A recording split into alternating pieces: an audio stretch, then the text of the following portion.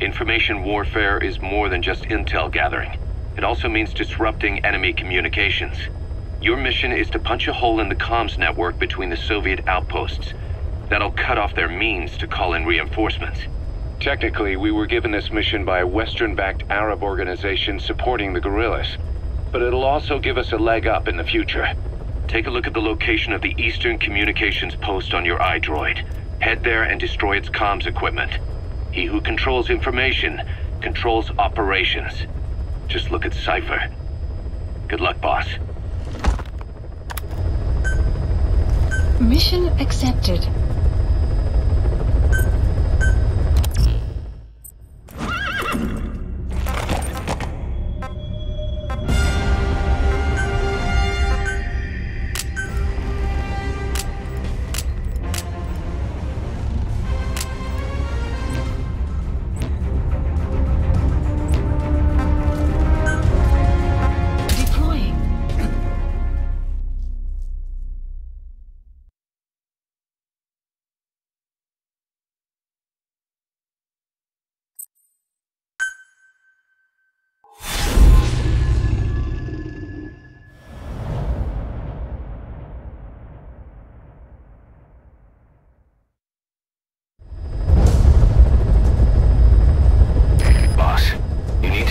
Soviets' reinforcement system by putting a hole in their base-to-base comms network. Head for the Eastern Communications Post and destroy its comms equipment. First, use the binoculars to locate the communications equipment at the facility.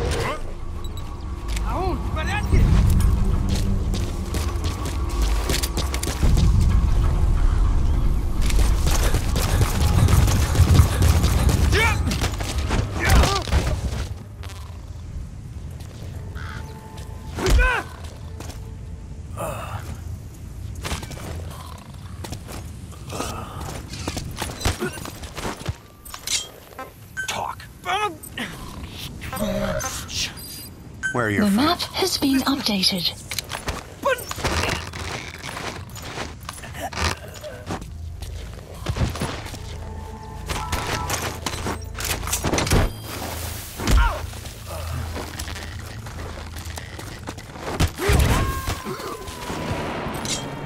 Speak. Where are your friends? We know where to find the target. Check your iDroid.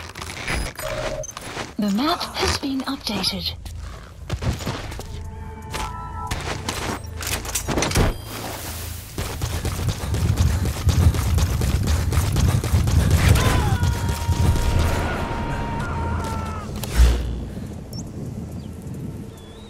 Subject on board.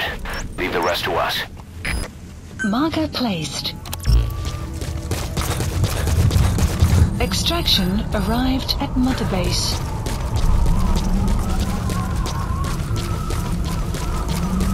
You have arrived at your destination.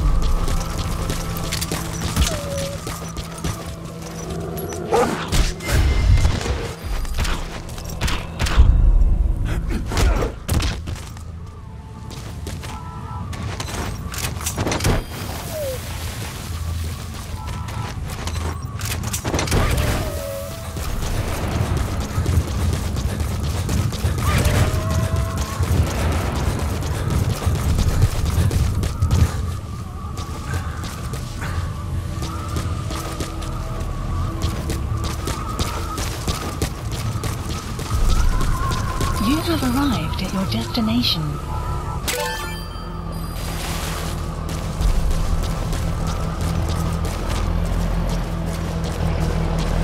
You made it.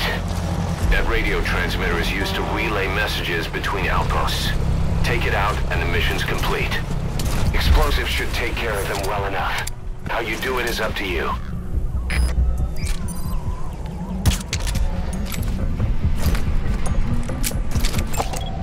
Analysis complete. Analysis complete.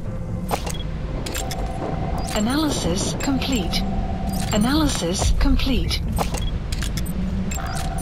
Analysis complete.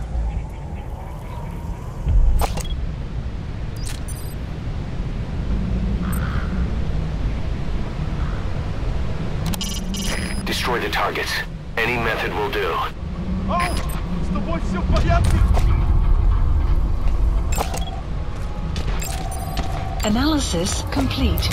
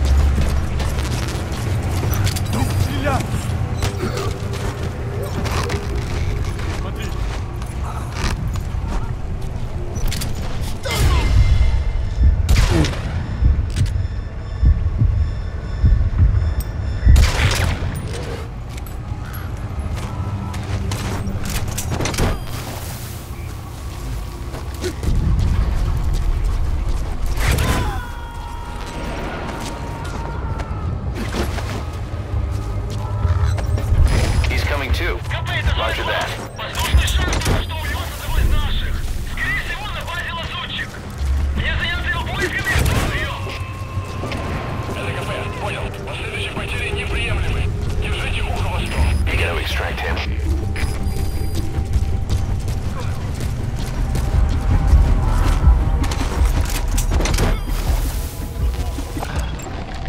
Analysis complete.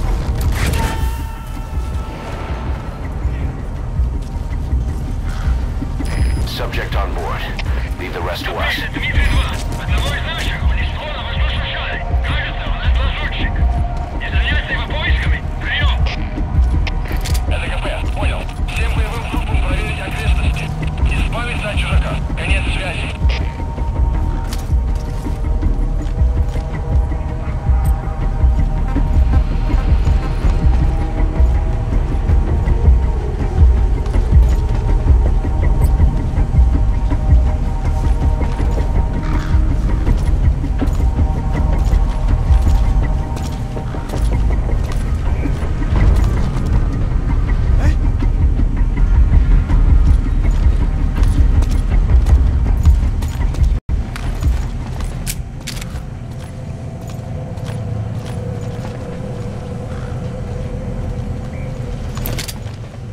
Нет, не делай этого!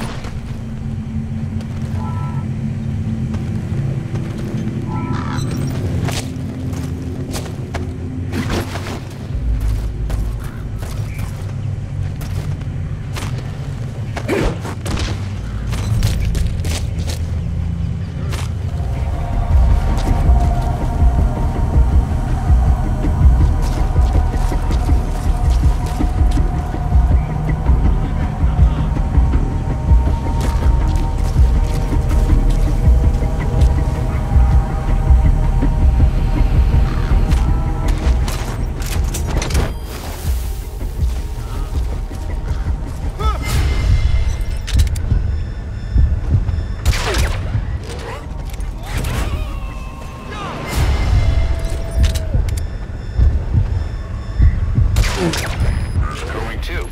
Roger that.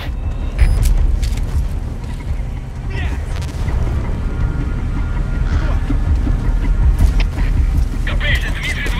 Одного из наших унесло на воздушном шаре. Кажется, у нас лазутчик. Не заняться его поисками. Прием. ЛКП, понял. Последующие потери неприемлемы. Держите ухо восток. Конец связи.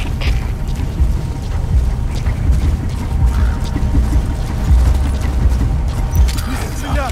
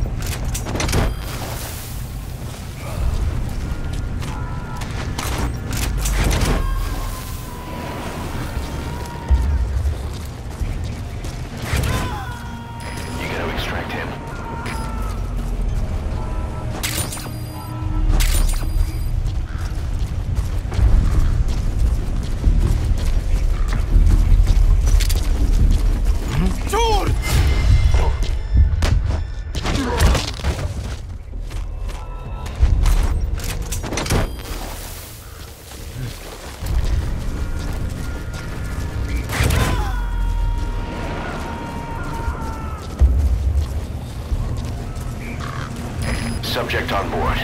Leave the rest to us.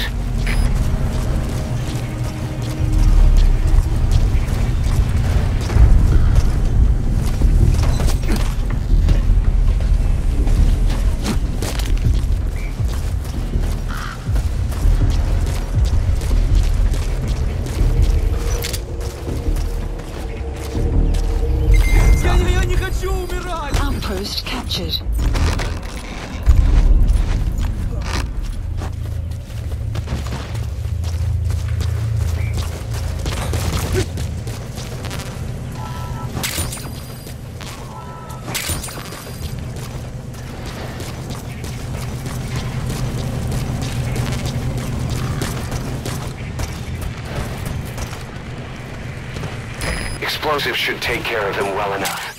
How you do it is up to you.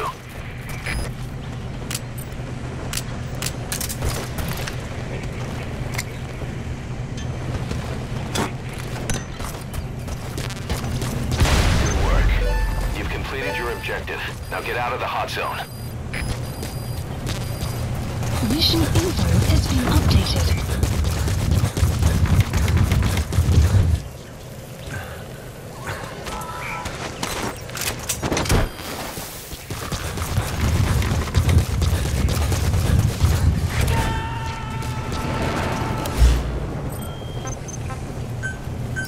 He's coming too. Roger that. Support helicopter Roger. requested.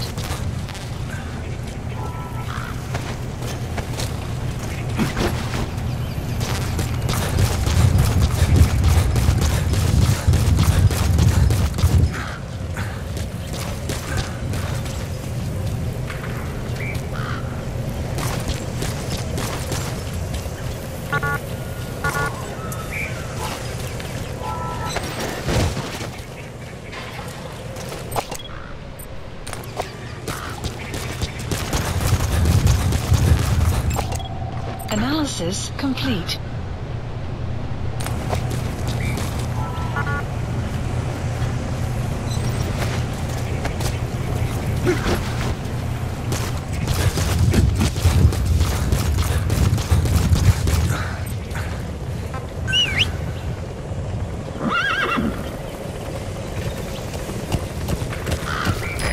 This is B-Quad. Arriving shortly at LZ.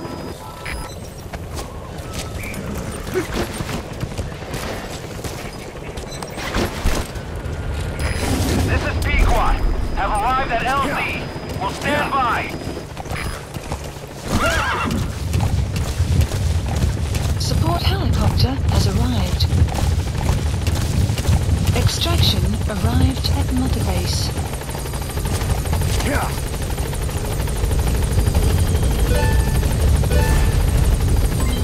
Development project has been added.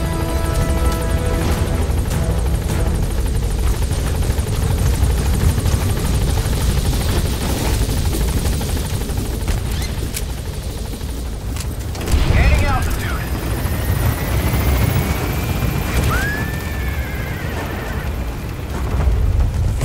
Exfiltrated. That's it. You've made it out of the hot zone. No sign of the enemy. Mission complete, boss. Departing.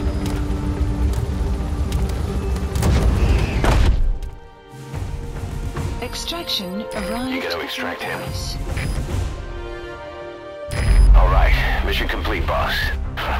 Maybe you'll actually break a sweat next time, huh?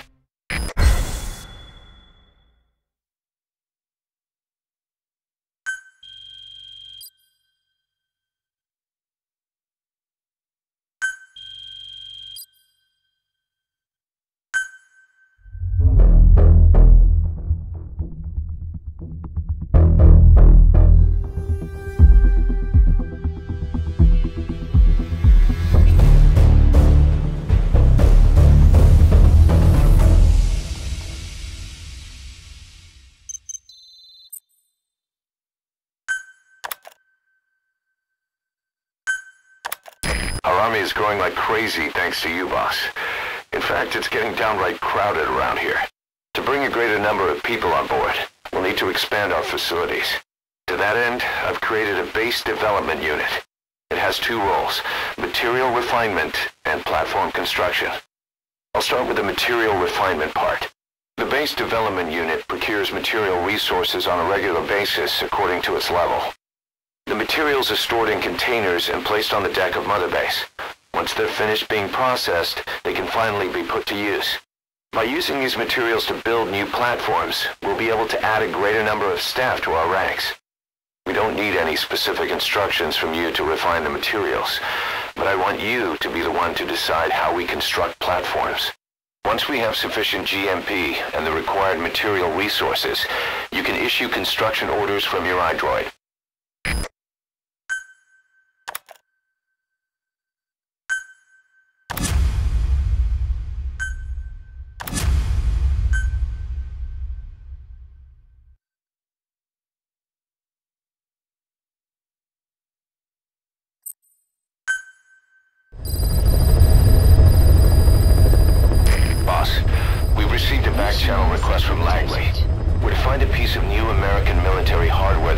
missing in the mountains of Afghanistan. It's a difficult mission, but I'd say you're back in top form by now. Check your iDroid for the details.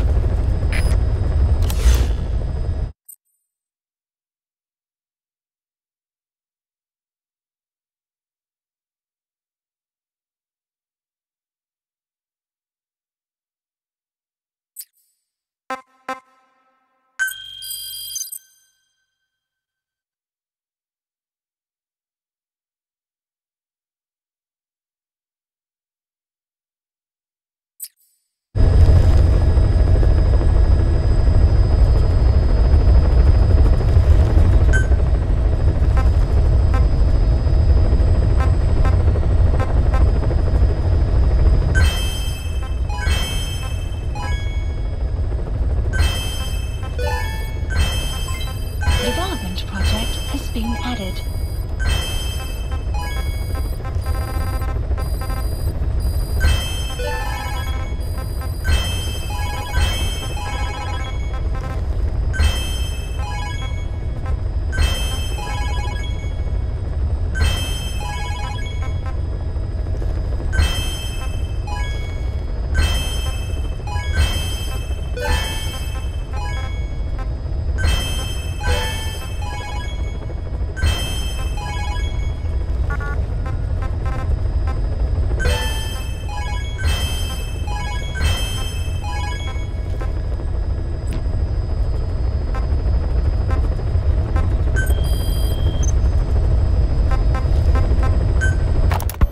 This war, the Kremlin never expected to have this much trouble against the Mujahideen.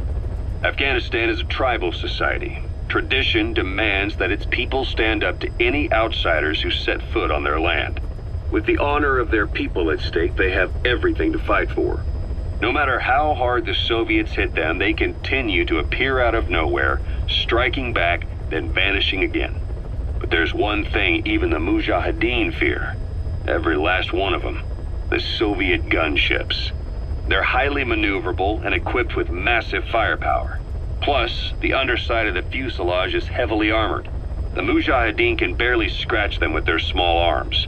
Anyone who hangs around gets mowed down by the gunship's heavy machine guns. This new honeybee weapon that was given to the Hamid fighters, it's no doubt something to help them strike back against the gunships, which makes it a weapon that could change the course of the war. Those guerrilla fighters known as Mujahideen don't actually belong to a single organization. Afghanistan is a multi-ethnic country. You've got the Pashtuns, the Tajiks, Uzbeks, Hazaras, and each of them is split into their own tribes, large and small. Each ethnicity has several rebel organizations that their various tribes gather under. They're united under the banner of jihad, but that doesn't mean they work like a single standing army. Just look at the area around Smasi Fort. A lot of Tajiks used to live there, but they fled after the Soviets started their Scorched Earth campaign. With the area uninhabited, the Hamid fighters, who are Pashtun, decided to move in. The Hamids are based out of the city of Peshawar. We passed through it on the western edge of Pakistan. The Pashtun people have long lived in Afghanistan and western Pakistan. They used to travel back and forth frequently. Then Britain went and established the border that still stands today. The Hamid fighters get generous support from the Pakistani government. The government wants to use them to secure influence over Afghanistan. Their liaison with the Hamids is Inter-Services Intelligence, and behind the ISI, you have the CIA. That's probably how the honeybee ended up in the hands of the Hamid men.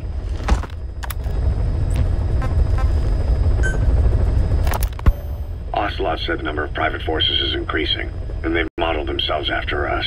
They're a far cry from the likes of us. But why? 9 years ago we made enemies of the world as a nuclear-equipped force, independent of ideology or state. Yes. Sooner or later, the real UN would have stepped in. So why are they giving these PFs free rein? That's our fault, too. What do you mean? What happened 9 years ago was a real problem for a lot of people. An organization as big as ours, with our facilities, was wiped off the map. Not an easy thing to hide. But if our existence came to light, so would the names of our clients. We had contracts all over, east and west, from superpowers to banana republics, the lot. Our clients denied all association with the likes of us.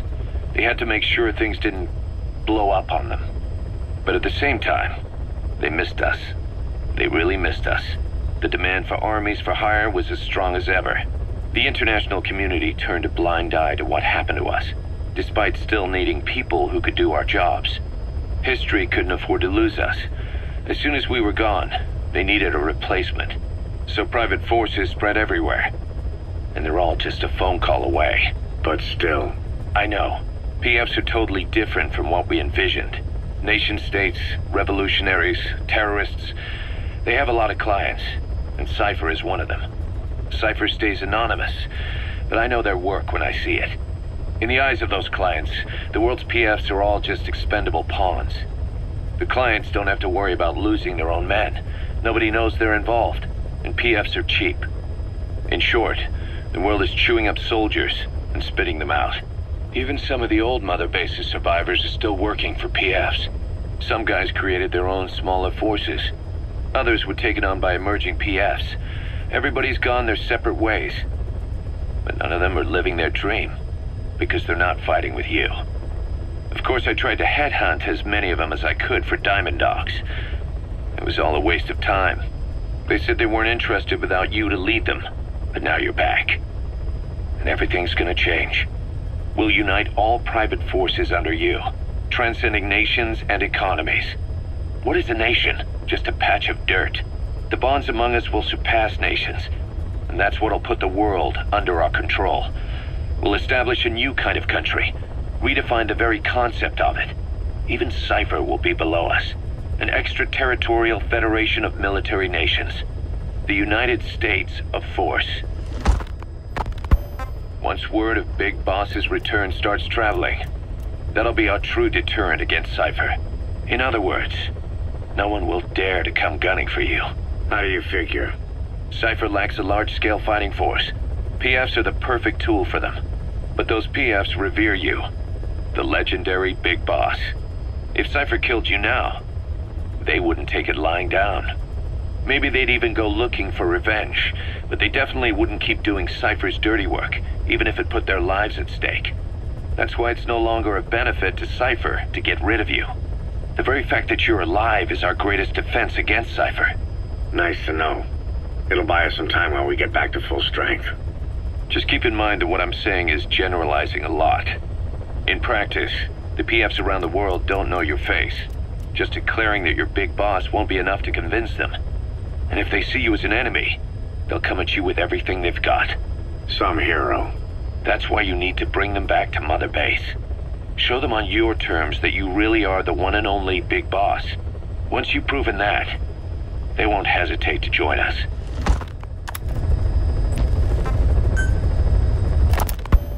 Snake, do you remember Amanda? Yeah, I do. Their revolution was a success. Somoza resigned, and Nicaragua has a new government. Amanda's really working hard for her country to be reborn. Good for them. She says she wishes Chico could be there. That revolution was the dream.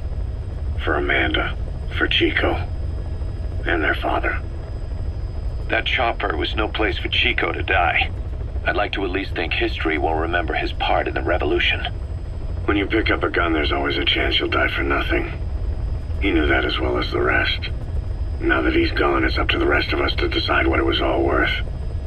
If we don't, there's nothing to prove that Chico ever lived at all. We're his mark on the world.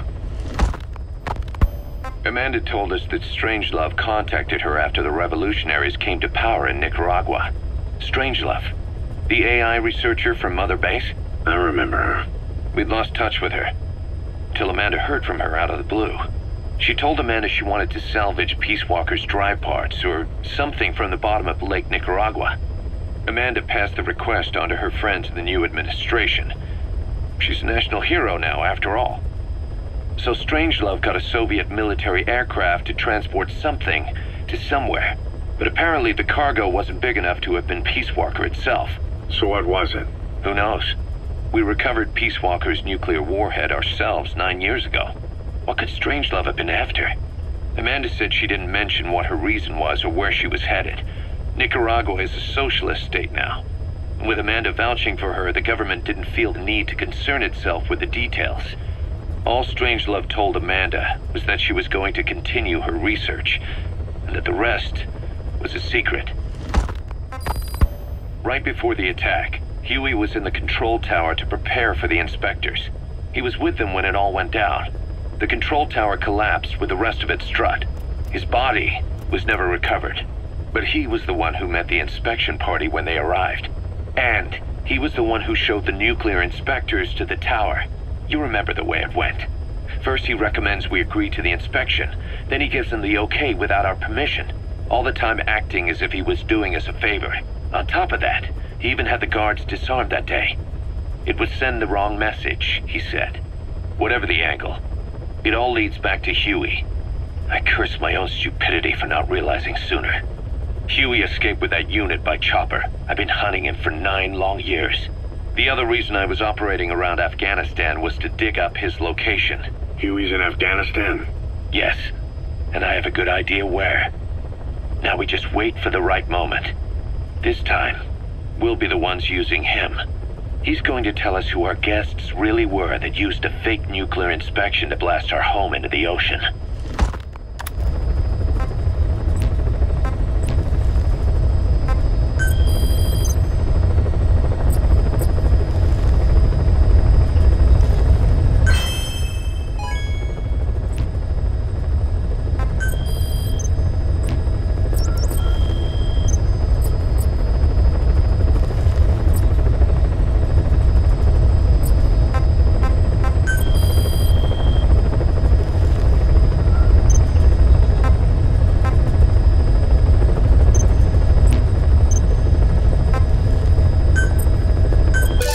Assigned.